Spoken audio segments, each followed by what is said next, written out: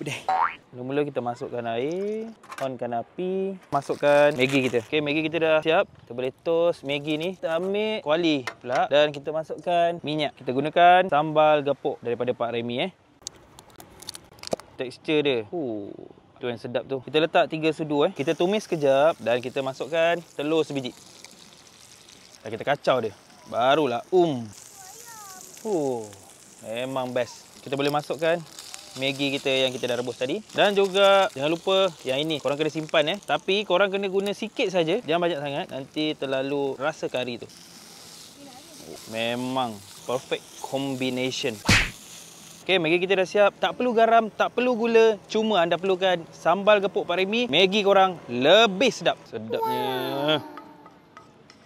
Maggi goreng kita dah siap. Dengan menggunakan sambal gepuk Pak Remy, korang boleh dapatkan Maggi yang sedap ni. Tak kisahlah korang nak pergi mana. Nak pergi pantai ke, nak pergi hiking ke, korang boleh dapatkan sambal gepuk Pak Remy ni. Korang punya makanan lebih sedap. Okey? Jom kita pergi makan.